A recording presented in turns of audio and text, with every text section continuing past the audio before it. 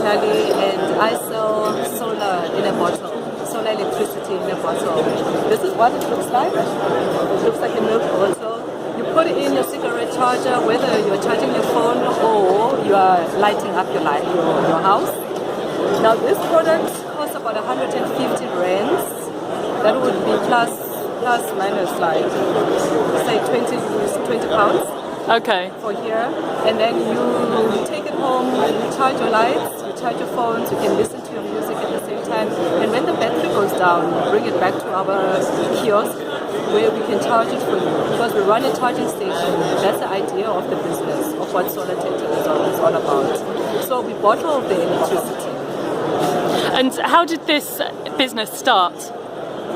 I met James van der Walt, who's the inventor, the innovator for this product. He came up with the concept of bottling electricity, and I was in my rural village in the Eastern Cape in Ellerdale, where we have no infrastructure whatsoever. There's no water, there's no sanitation, there are no decent roads, there is no electricity, so we basically live in the dark. And living in the dark means that we are forced to use paraffin, which is health-wise not very good.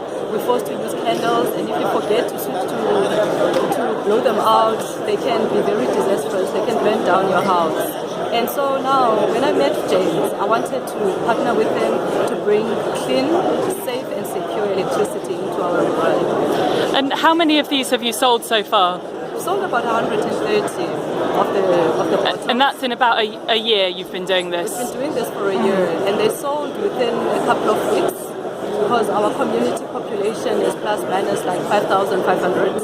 Okay. And to sustain that community, we have a charging station where now kids going to school, they drop off their phones and also their parents' phones in our kiosk. They charge them after school, they pick them up, and then they can continue. And they are safe in knowing that their phones are secure, their phones are charged on a daily basis. They don't have to stress and worry about not having a phone for a whole week until they go to town to ask somebody to charge their phones.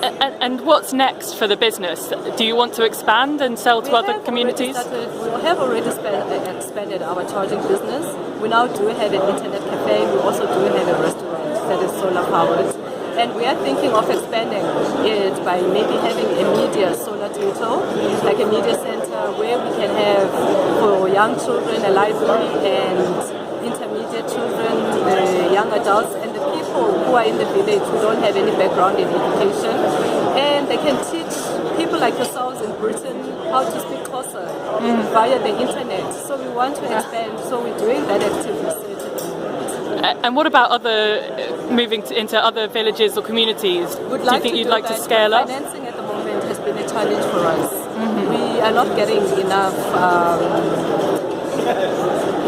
money basically to go and expand in other villages, but there is a dire need in our society to go into the provinces like Limpopo.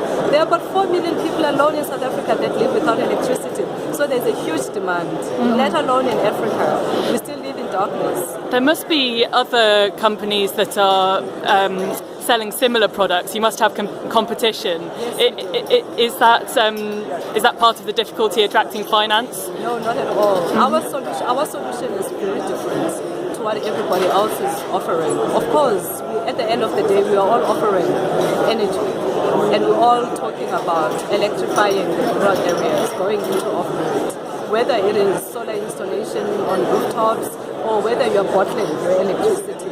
But there is always a demand for mobile electricity. You yourself, if you want to go camping, we can take this for a whole weekend, and you know that you've got safe and a secure light. So that's another market then, festivals in the UK or Europe. Yeah. And so what are the obstacles for finance then for you?